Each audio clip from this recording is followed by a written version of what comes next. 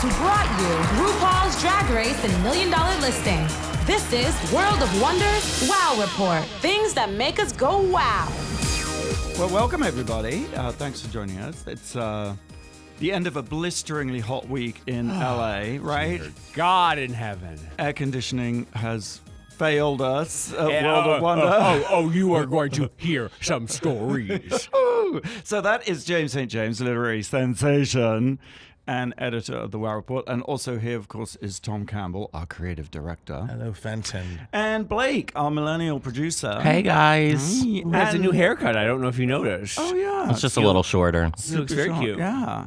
And Lucy, my niece from ye old England. Say hi, Lucy. Loudly. Yeah, you have to get right on top of that. Hi.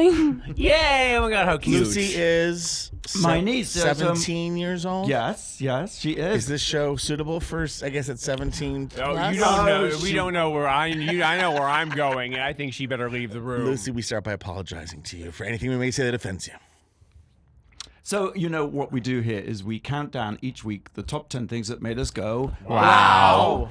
And so I guess without further ado, number 10.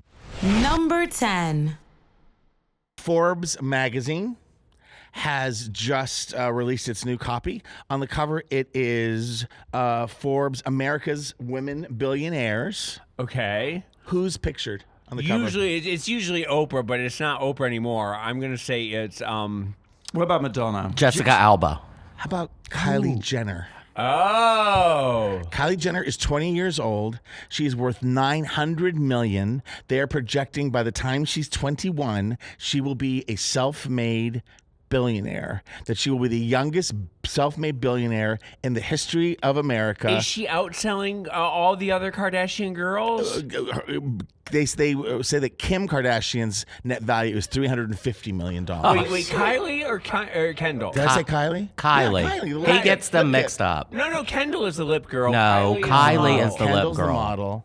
What? Kendall's the model. So wait, hey, I missed something. Why is Kylie so freaking rich? Because she's She got has lips. the makeup but line. she just took out the lips. Did you see? Yes, well, she's getting publicity, people, and it's all about they talk about she has 110 Instagram followers that young people, Generation Z, 110 million, excuse me, that Generation Z is getting doesn't care about L'Oreal or Estee Lauder or all that. They want like the newest, the latest, the They like poppiest. Jeffree Star. Jeffree Star must be a billionaire too. Jeffree Star is doing really well when you see his like gold-plated in pink limousines and this. Didn't and he that. just buy a Maserati? I think he Yeah, bought a Lamborghini. I'm sorry. Yeah, he's always they're just he's really spending money like water. But James, at number 8.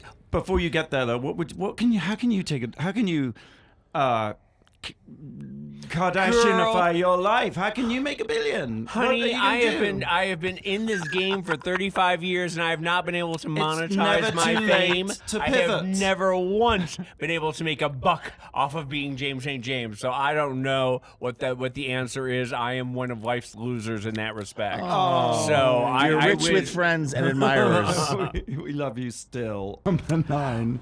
Number 9.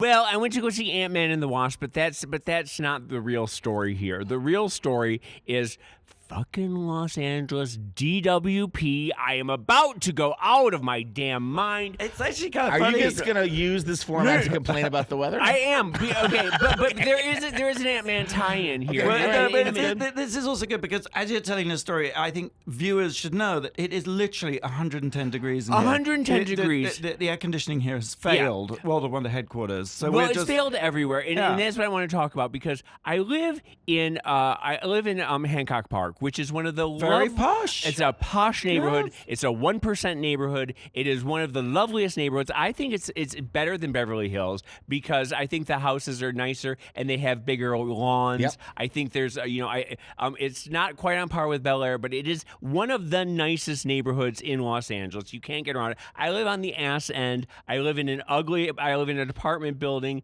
but I'm still there. I'm still there Yes, damn it. with him.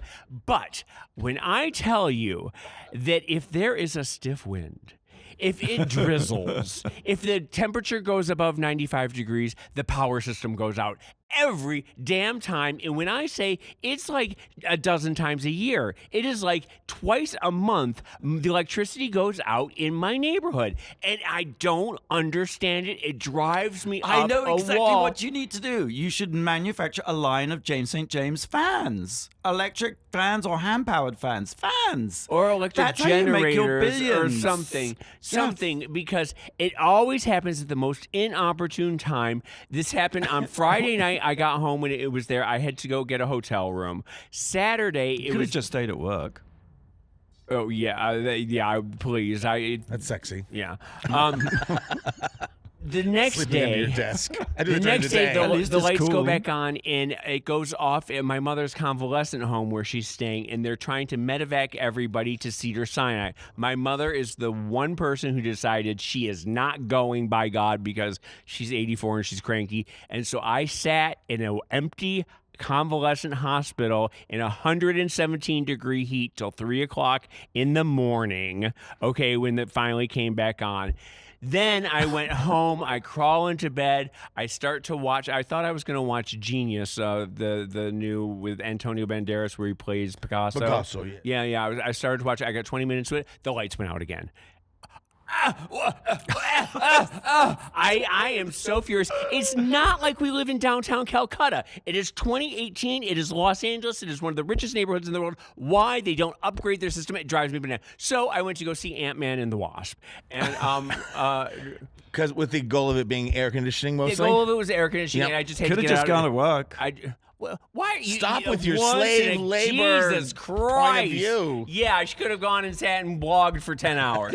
Yeah, that would have. So I went to go see Ant-Man. It's a lovely movie. It's absolutely fantastic. It's funny in that I like the Marvel first way. Ant-Man. Do you know it's their like 20th number one hit in a row? Yeah. Like 20th number one box Paul office. Rudd is absolutely adorable. He Does not is- age. Doesn't age. He is daddy as fuck. I mean, he is just your Sorry, Lucy. dilf. there He we is go. just. I mean, he is just. You just want to marry him.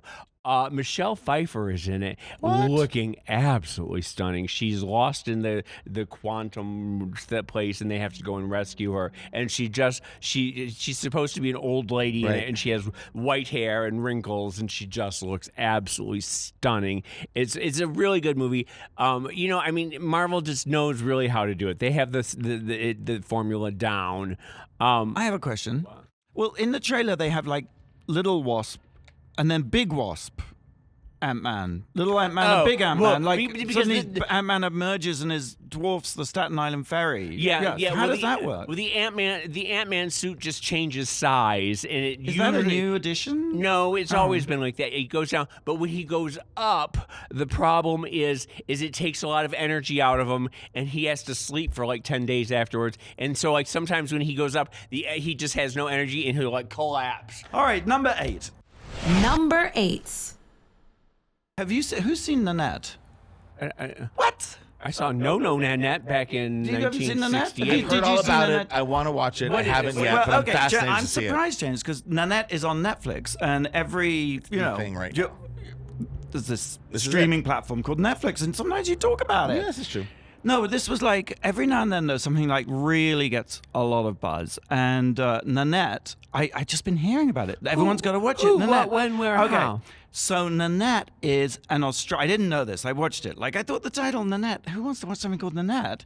And she comes out. She's an Australian comic. She is not in fact called Nanette. She That's the confusing is. part. What's her name? What's her name? What's her name? Hannah. Hannah Gadsby, which is Oh, this amazing. I've heard of this. Yeah. So Why she comes is it out. called Nanette? Well, she deals with that early on. She said she met a woman called Nanette, and she thought she would get an hour's worth of comedic material out of her, but she didn't.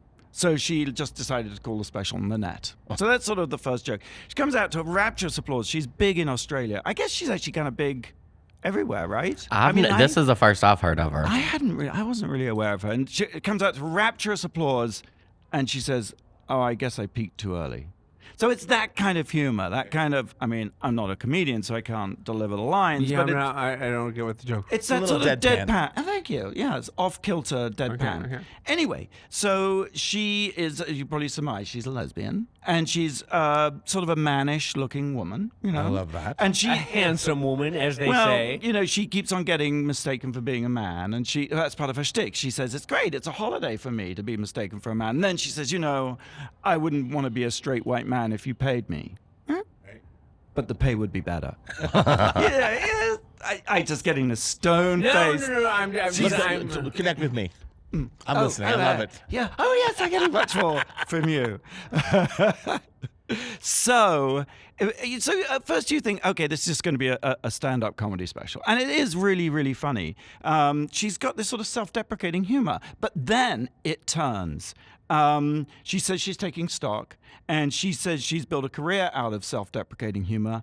And she doesn't want to do that anymore. Because she says, as a mannish woman who's a lesbian, somebody who already exists in the margins, self-deprecating humor isn't humility, it's humiliation. And so, and she says, I put myself down in order to speak, in order to seek permission to speak. But and isn't so that suddenly, something that like LGBTQ people have been doing their whole lives to try and but she's saying insinuate this as a she's moment, recognizing Yeah, it. She's yeah, recognizing it and calling it out. And now you sold it. And then you really start getting the chills because her perspective is so sort of wise and it's so sort of 90,000 feet. And really, this whole special is about comedy itself. And in fact, there's this. I don't want to give it all away, but there's a fabulous moment where she read art history, and she talks about Vincent van Gogh and why we feel he's dead but successful. You know, why we talk about him being a misunderstood genius who was born ahead of his time. And her whole thing is, no one is born ahead of their time. It's impossible. Right. You know, that kind of devastating logic, unless you're a preemie. And she says, you know, romanticizing mental illness is not genius. It's a road to fucking nowhere. But so much of art is about... Right. So this guy came up to her after the show and said, if Vincent van Gogh had medication, we wouldn't have the sunflowers. You know, artists need to feel. And you know, she's like, artists need that's to be fine, sensitive. he would have been a happier person? No, she then said, I'm so glad my art history degree came in useful because in addition to all the other paintings he painted, there is a picture of a guy holding a foxglove. And what I didn't know, I don't even know the picture, but we'll post it. It is Vincent van Gogh's psychiatrist holding the foxglove, and the foxglove was used to create medication to try and cure him of his depression. Isn't that fascinating? So he was medicated, and so this guy comes up to her after the show and says, and she tells him this. She unleashes. She's really angry. She's kind of angry about white straight men, right? You know, in the Me Too era, it's like very timely. And so she unleashes on this guy, and he's like, oh, well, don't be so sensitive. This is the guy who is telling her that artists need to feel. And, you know, she says, when he says don't be so sensitive, she says, it's like a nose being lectured by a fart. But wait a minute, because what you're saying, so much of art comes from pain and from trauma, and it's a way of dealing with things. And you're saying that we don't really need the art as long as the person is. The person should have taken care of themselves. No. What she is saying is often that art comes from trauma, and that trauma comes from abusing people in society, whether they're gay or whatever it is, and that the abuse is what is inexcusable. And she says that but dealing with it is how we get the art. Well, she's saying no, because she says, you know, that laughter is not our medicine. She says, you know, it's the honey that sweetens a bit of medicine. And she says that really stories hold our cure, and that she needed her story to be heard, felt, and understood by individuals with minds of their own. And that it's the story we need is connection. That's what she's saying. We need to watch it. We need to watch it. I guess we do. It's only an hour. All I'm thinking is that maybe it's more important to not be tortured. Which defies your erases your entire existence. Exactly, yeah. I will just add this one little note. Carol Burnett weird attention, but her show was on for 11 years, and about halfway through 5 years, she used to always do that like awkward, I'm ugly, I'm such an ugly girl, and she stopped doing that. And this is about the same kind of thing for women. She's like, because Carol Burnett was kind of attractive and so she did her comedy, but she stopped putting herself down as a woman. It's kind of like also when Oprah turned from doing those sort of tabloidy stories to saying we're going to do good news stories. We're going to aim up higher. So anyway, Nanette streaming now on Netflix. I thought it was a life-changing experience, truly. Hannah Gadsby, who is the comedian, is from Australia, and in fact, she's from Tasmania. So the question is, as we go into the break, what is Tasmania famous for? You're listening to the Wow Report on Radio Andy, SiriusXM. You're listening to World of Wonders Wow Report. And we're back. You're listening to the Wow Report on Radio Andy, SiriusXM. I'm here as usual with Tom Campbell. It doesn't make it any less special for me. And Jason James, who's melting in the heat, and Blake, and my niece Lucy from England. Lucy's here. Lucy in the house. Hi. So Lucy, maybe you know the answer to this. Hannah Gadsby, we were just talking about an amazing special, Nanette. She is from Tasmania. What is Tasmania famous for? The Tasmanian Devil on the Warner Brothers cartoons. The first thing that goes to my mind. Is there some kind of stone? Is there tasmium or something? Some jewel? Maybe. Okay. But it is the Tasmanian Devil. Oh, and what is that Tasmanian Devil? Well, I thought you'd never ask. It's a small black and white semi-nocturnal marsupial native to Tasmania. Do you know why it's called the Tasmanian Devil? No. Well, its aggressive nature, a wild hissing, growling, and screaming. Well, as we know from Bugs Bunny, he spins around and causes mayhem wherever he goes. They feed on carrion. And the shocking thing is, when they give birth to up to 50 at one time. And they're the size of a raisin.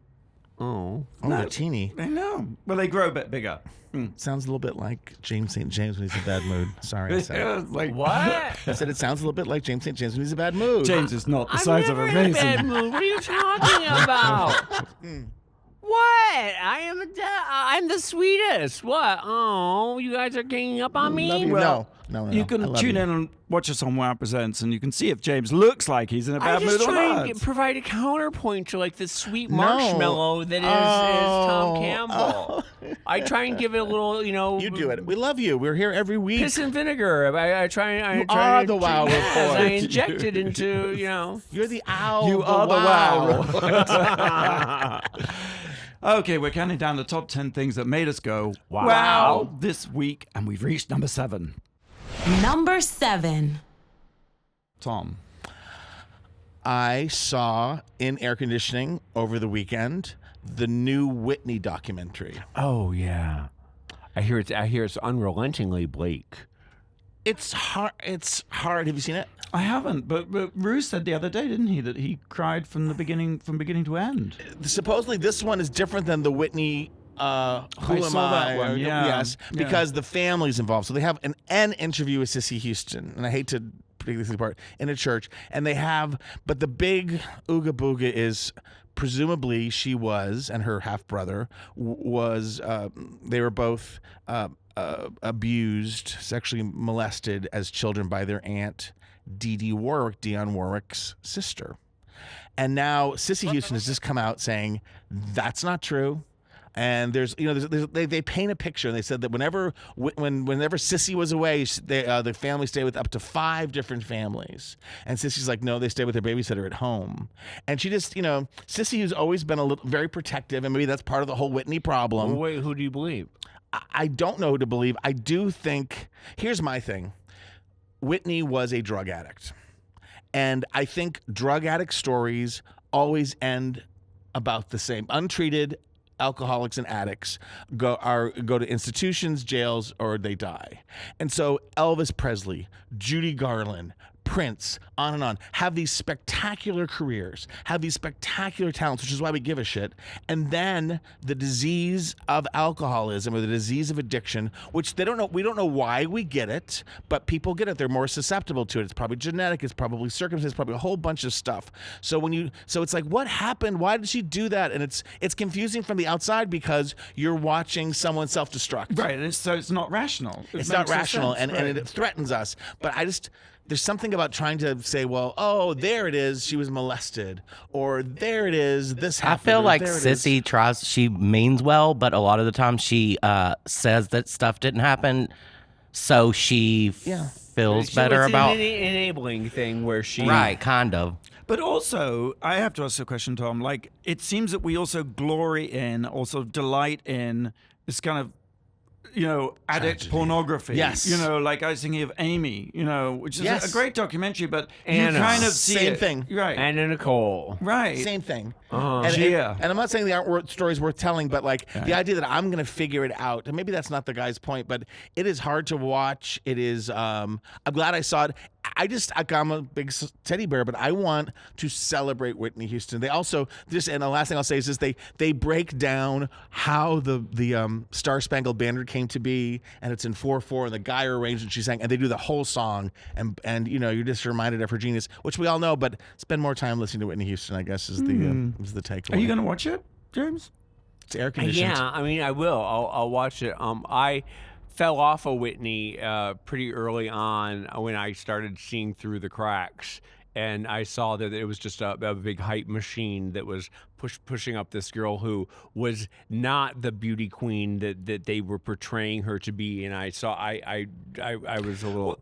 I know we got to move on, but what about the gay story? Is that covered in? That's in there. There's a lot of she's probably bisexual, pansexual by today's standards. She was hood, and she was, there's that idea, and it was in the Being Bobby Brown, which is not mentioned in this special, but there was a scene where Bobby and Whitney, who are probably cracked out of their heads, and they're in that show, that Bravo show, Being Bobby Brown, they are getting ready to go to Harrods or something, and they are just like, talking to each other in, colloquial black, they're just like having this like thing, and then they run into Dodie Fayed's father, and she's like, hello, how are you, darling, nice to see you. The idea that switch it on, switch it off. And there are people that speak, you can speak drag and speak English, you can speak black American and white American. She was a complicated character, but I don't know why. I just think once addiction, like cancer or something, once addiction gets a hold of it, if you don't treat it, it does what it does, and it's almost lurid and boring in a weird way to watch. But boring, but also we love to watch it. We love to watch that car crash. Yeah. Oh, very sad. Whitney is in select theaters now.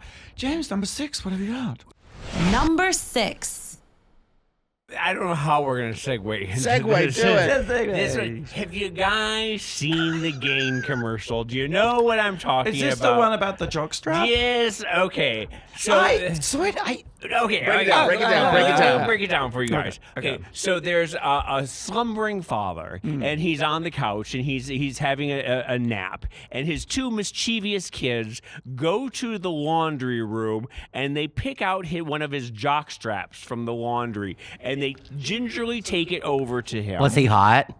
Can I ask a quick question? Is the laundry? Is it the dirty laundry basket? Well, or the that's what we don't know yet. We don't know yet. Sorry. We have no. We just see the boys go over to a laundry basket, pick up a jockstrap, and bring it over to the father, who is really hot, a very hot dad, and they place it on his nose, and it's uproariously funny. They giggle because the dad, and they think that the dad is going to be repulsed by the smell of the sweaty balls, and instead the dad sort of.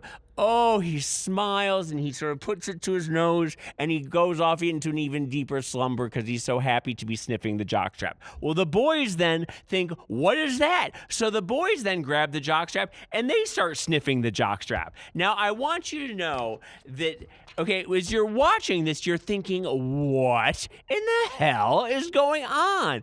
The gays have gone bananas on Twitter, and I believe it was your roommate from Hornet, Stephen Horbell, who wrote that Gain is turning America's children into a generation of jock-sniffing pig bottoms. I think you're born a jock-sniffing pig bottom. It's not a choice.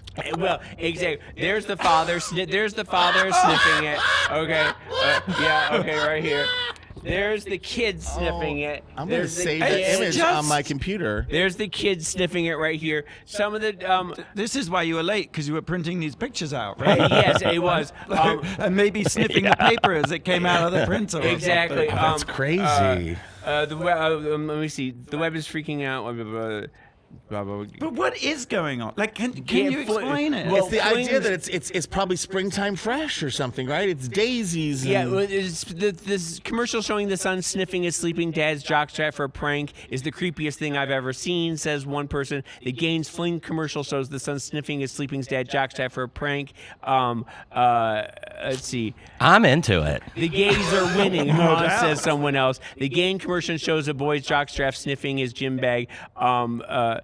Gain, your commercial is pretty nasty. Am I the only person who thinks this is creepy? Blah, blah, blah. Unless my... Do you think someone gay came Well, up that's with just this, it. or Obviously somebody gay snuck this past. It reminds me of the great... How can you sneak something past? It's a major brand, a national. well, I mean, think of the Kendall Pepsi thing? Well, Yeah, but somebody greenlit this, and obviously it was a gay man who knew what he was doing. It reminds me of, do you remember in the 90s the Animaniacs joke about fingerprints? Do you remember this? On the Animaniacs show, which was a children's show, and it was a very smart and clever children's show. It's coming back, right? Yeah, with Jacko, Wacko, and Dot. And there were these three wacky kids, or these three wacky animals, and one of them, they were playing detective one time, and they said, you've got to dust for prints. And so the girl goes, and a couple minutes later arrives with Prince in her arms, the singer, and he's wearing a purple sequin coat, and he's got his mustache, and he says, no, fingerprints. And she says, no, I don't think I'm going to do that.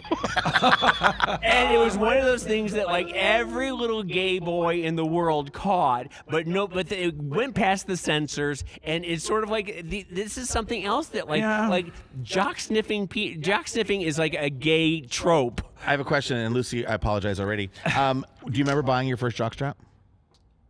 No, I remember sniffing my first jockstrap. Do you remember having to get your first jockstrap? I didn't get one. I stole one.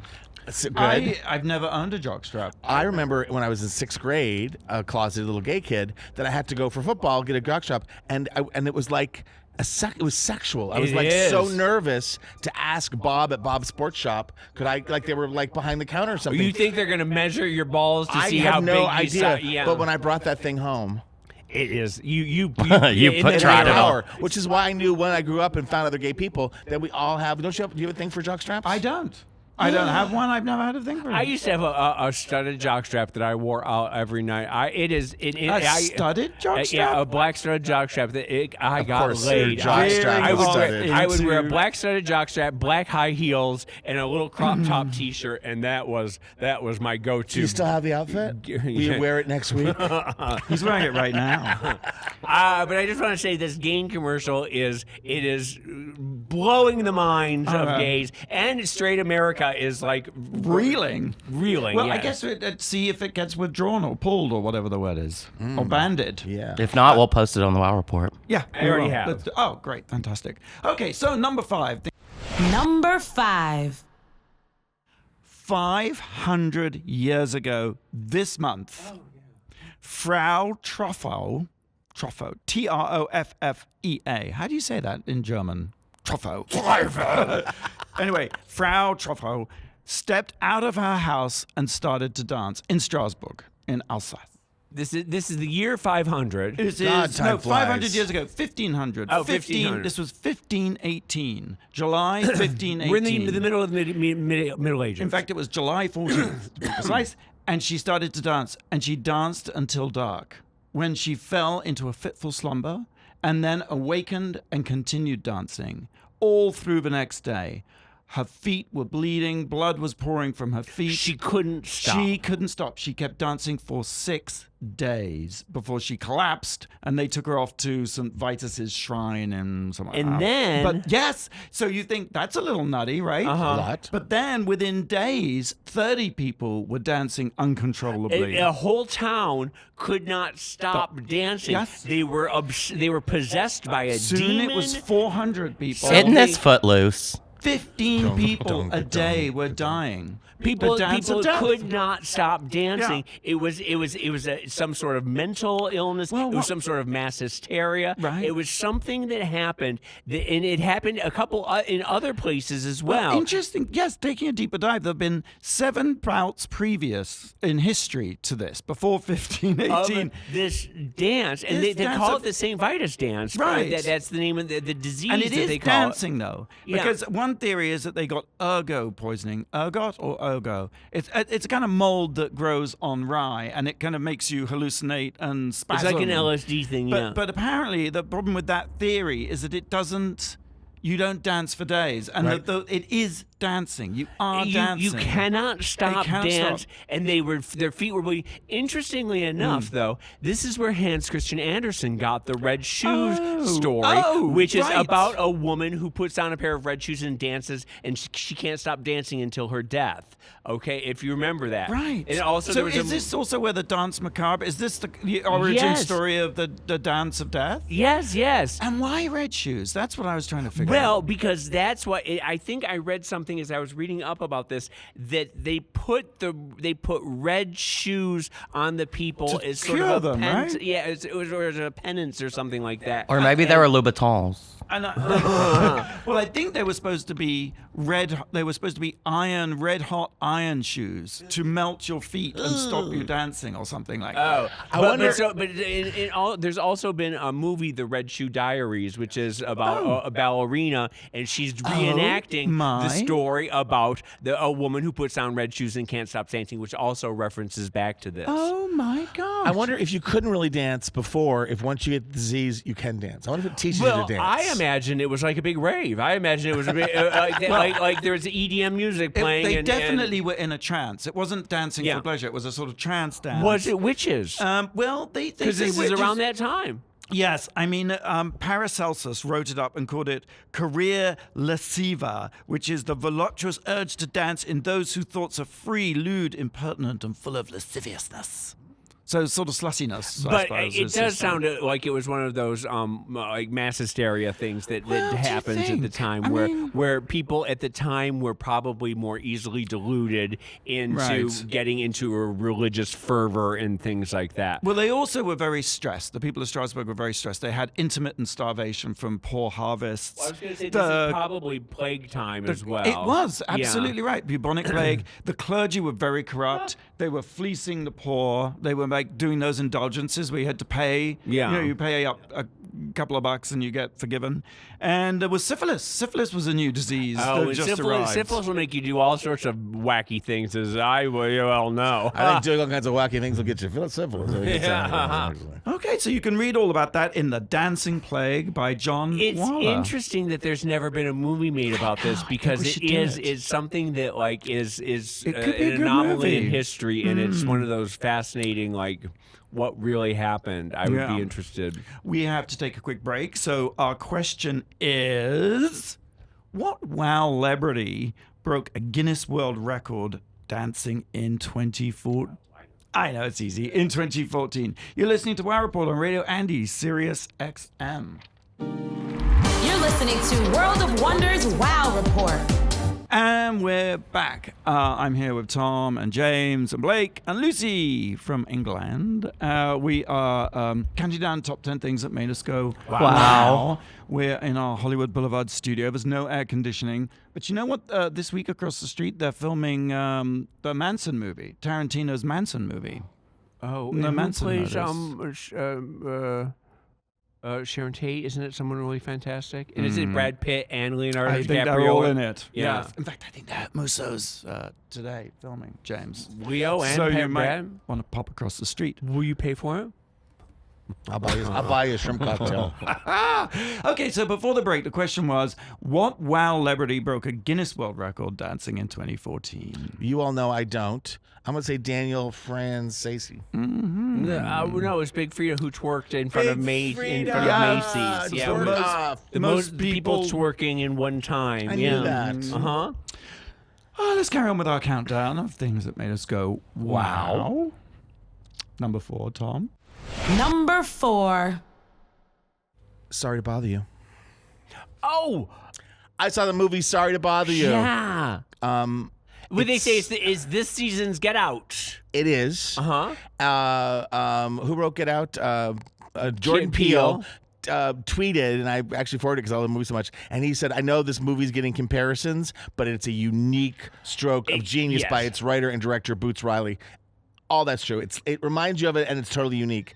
I'm not going to give away the plot because it is full of twists and turns. I thought it was sort of sounded a little more like a Being John Malkovich, where it's just one of those things like, what the fuck is going on?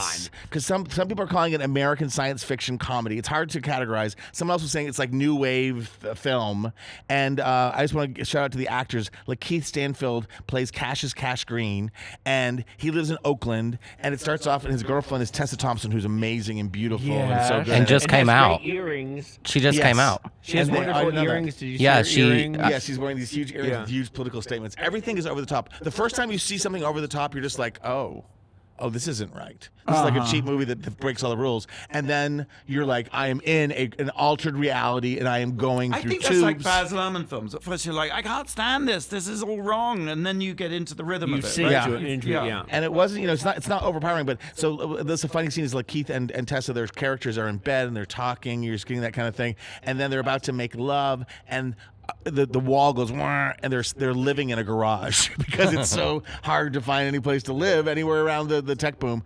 And so he takes a job as a telemarketer, which Sorry to Bother You comes from. And again, I'm not telling too much, I hope. And it's just miserable. And he lies during his job interview, and they bust him for it. And they're like, and they still hire him. He goes, don't you understand? We'll hire anybody to do telemarketing. Like, you don't have to have any resume. And so he does it, and it's awful, and it's bleak. And they keep talking about if you go upstairs, if you work really hard here, you get to go upstairs.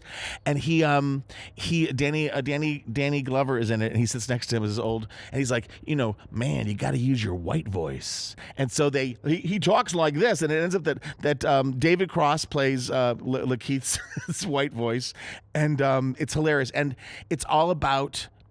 He ends up making it upstairs, and it's this revelation and parody of tech and race and labor relations and unions. The crazy boss, the paranoid Army Hammer. Oh, Army Hammer. It plays Steve Lift, who's kind of the entrepreneurial guy who has had, when I think back, like I can understand. Army had a fun career. A fun career from the the Facebook movie to the gay movie to this. He really picks really interesting things to be in. I really liked him in that movie with Henry Cavill, where it was The Man from U.N.C.L.E. He was really good. If you get a chance to watch that, it was an underrated movie, but he's spectacular. So I'm not going to oversell it, over-explain it, but you need to see, if you see one movie this summer, see Sorry to Bother You. Seriously, 100%. Right. Gonna go. Gotta go. James, number 3.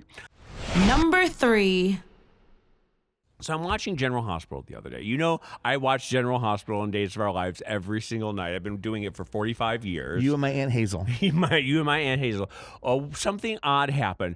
Lulu and Maxie, you really don't need to know that much about them. 2 characters. Lulu is Lulu Laura's daughter? Yes. And Lulu is now a journalist. She's a reporter, and she breaks all these stories. She's the Lois Lane of the show. And she and Maxie are sitting in their apartment, and there's a knock on the door, and Maxie says, Lulu, there's somebody I think you might want to interview for The Spectator. I think there's somebody who has a story you might want to tell. They open the door, and Colonel Sanders is sitting there. It's Colonel Sanders. Is it Reba McEntire as Colonel That's Sanders? what I said. Is it really Colonel Sanders? It's really Colonel Sanders. She's orange Colonel Sanders. She comes in and he says, ladies, my name's Harlan Sanders. I'm the Colonel, and I have a story for you. Someone's trying to steal my 7 herbs and spices, my secret recipe.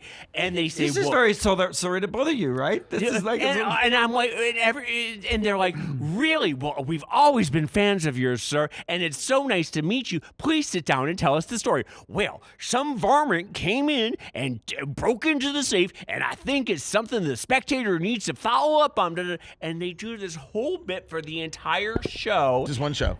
For just one episode. Wait, it's a dream. No, it's a cross promotion. It's a cross promotion, and he leaves, and they're like, I'm so glad you got in, because I do love the Colonel. I do love those 7 herbs. Extra crispy is my favorite. Was it George Hamilton, Colonel Sanders? It was George Hamilton look-alike. Okay, because I don't think they could afford George George Hamilton. is like, I've done a lot of shit in my career. I'm not doing this. But soap operas started off doing that. Yes, that's what they were created for, right? And they would sit down and say, they would say, well, let's have a cup of Maxwell coffee and discuss this. That's how it used to be. But then the rules were changed, right? That's like you weren't allowed to integrate advertising and content. Yes. So what's going on? Well, I don't know. Something they're branded content. Well, they obviously need money desperately, and they're going to do anything to survive. So these things are going to happen more and more recently.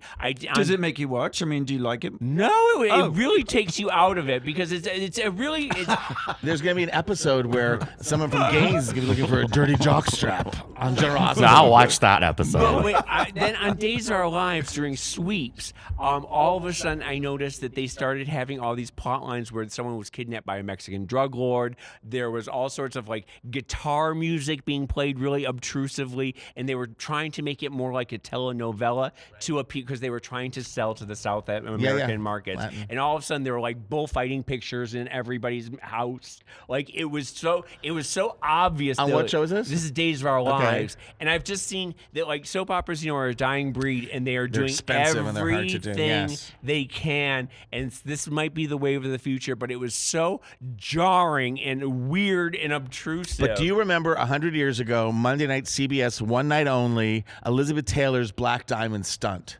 And she appeared as a cameo. I've lost my black diamonds in Murphy Brown. Remember, remember the that. nanny. It was like summer videotape, summer film. It was just like, well, Elizabeth Taylor, what are you doing here? I can't find my black diamonds. Yes, this is exactly So, what To me, was. it sounds like it makes TV more fun. I would say like it sounds like a RuPaul's But- Drag Race challenge. But see, but General Hospital though is it's a dark soap opera, and it's Not known, anymore. No, but it's known for it's like very film noir like stories and everything anymore. like that. But this is something that just Spoiler, they found out who stole the KFC herbs, and it was a guy named Popeye. Okay, number 2. Number 2. I have been reading a book called Tinderbox. It's a debut book from Robert Feisler, and the full title is The Untold Story of the Upstairs Lounge Fire and the Rise of Gay Liberation. This very is famous an amazing story. book. Well, you say a very famous story, but I never heard of it. right. What? I You kind know. of. It's not as famous as you think it is. There was a fire June 24th, 1973, which is 45 years ago. There was a fire at a gay bar in New Orleans, in right? New Orleans. It Yeah. was killed 32 people died in It that was, fire. it was one of those things where the gays were upstairs partying, and the fire happened. Was it arson? I don't. It was arson. It was arson. But what happened was they ejected it. They have a beer bust on Sundays, and they had too many beers. They had a disgruntled customer who'd been ejected, and he said, "I'm going to burn you out." And he went to the store, bought a can of lighter fuel, and just sprayed it in the doorway of the club, of this narrow staircase that So leads nobody to could- because it was the a fire upstairs trap. lounge. Yeah. And I mean, But hold on one second. Yeah, The okay. problem with it is you think it would be like at the time it would be like the Pulse nightclub, and Right. there would be a national outpouring of sorrow. well, it and was the everything worst attack in It was- gay American. It was one of the worst attacks in history. Yeah, Yeah. I mean, of people dying in a thing. But the press was sort of merciless in their nastiness towards the gays, and it was like a den of homos goes up in flames because the flamers go up in flames. It was like they used every pun, and people didn't give a fuck about it because they were gay. That's Wasn't there right. something about fruit too? Like, Yeah. I forgot what it was, but someone. I mean, there was a lot of very. It was a time when Broiled fruit or well, it was something. in Louisiana, homosexuality wasn't legalized until what does it say here? 2003. Yeah, and so there was a lot of like closet- good for good. That's 38 less homosexuals in the world, and it was Yeah. and it was one of those sort of galvanizing moments for the gay movement. Right. Yeah. Because also the police, the investigation was pretty sloppy and corrupt, and they didn't really care. And the arsonist, I mean, even though it seems to be really clear what happened and who did it, the arsonist was never arrested or charged. So, I mean, literally got away with murder. And it's a horrifying story. And it's a horrible way to die. And it's just, Yeah. Well, sorry to. Is it a good read? It is a good read. It really is. I mean, the description, the build up to it is great because you follow all the characters to the bar. We do end up story knowing of the fire. about the people who were there. Yeah. I mean, it's great. He sort of establishes these characters and their lives and their relationships, which is fascinating. Wasn't there someone's mom there? Yes. Yeah. And then the fire itself, I mean, it was mercifully quick, actually. Okay. It was only, 15 minutes. And that is kind of hard to read. But it's after, the book really, I think, takes flight after that, when you see the corruption and the investigation and the way the media covered it and the way they didn't really, I mean, James, on one hand, they attacked the gays, but on the other hand, they didn't really defend the gays. I mean, they didn't, so it's a really powerful, I'm sure it's going to be turned into a movie. This was pre-Stonewall, right? It was 1973. Yeah. Oh, no, right afterwards, yeah. Tinderbox is available for purchase now on Amazon. And by the way, there's a little documentary, Prejudice and Pride, Revisiting the Tragic Fire, which is on Hulu. Okay, so we're going to take a quick break. And when we come back, we will reveal the number one thing that made us go, wow, this week. You're listening to World of Wonders Wow Report. Things that make us go wow. We're back. And we've reached the number one. Number one. But what is the thing that made us go, wow, the most this week? Well, I mean, I can only think of one thing, but... With tears of joy. Yeah.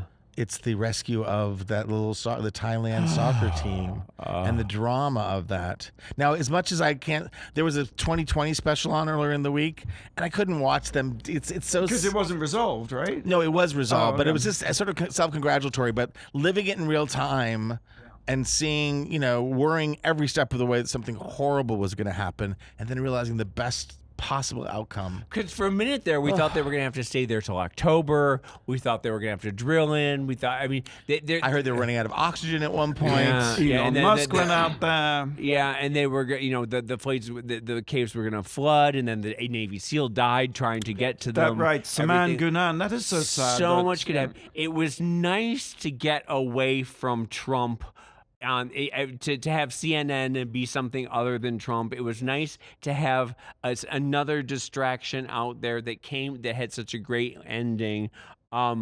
I did see a very powerful political cartoon. I don't know if you saw it. I retweeted it too. With it's a bunch of kids in cages at the Mexican border, with a guard standing with the guards, over them. and they're all sitting there in the cages. And on the TV, it says Thai kids reunited with their families. It's the little kids watching the little kids from the Mexican border watching which is a nightmare, which is so not resolved, by the way, the Mexican thing. And you don't have to compare the two. The Thailand thing, I didn't follow it a lot, but every time I looked at a paper and I saw it, just it just pushed my buttons and tears came to my eyes. Yeah. The only thing I'll say, and I don't mean to be controversial, but you know how we have people who don't believe in science and think the Earth's flat and don't think the global warming is real. Everyone's like, this is a miracle. This is a miracle. Miracle of science, right? Miracle of science. I mean, the bravery of people. You can't take away the spirit of people and the good wishes, but they calculated and put their lives at risk to do this. It wasn't, some other thing. Just so kids in cages, science and planning and policy could save their lives. We're not looking for miracles here. Right. Or for one exception. We're looking for, I don't know. Yeah. Go science. And thank God. I mean, I can do both. You can have science and God, by the way. Needless to say, there is Operation Thai Cave Rescue, hour-long special on Discovery Channel. And I heard tonight. they're already making a movie. They've already got There's going to be multiple movies. Yeah. Danny Zucker, who's hilarious and is a writer on Modern Family, who has a great Twitter account, said, Hollywood's scrambling to come up with the movie for the Thailand soccer team with an all-white cast. Scarlett Johansson. Scarlett Johansson will star. Well, that's all we have time for this week. Jamal Sims's first documentary, When the Beat Drops, which is a World of Wonder production, at Outfest if you're in LA. Tomorrow night, Saturday night. No, Thursday, July 19th. So if you're in LA, come down to Outfest. And if you're not, you can. Do you have tickets to that? Can we go? Yeah. Good. We also have.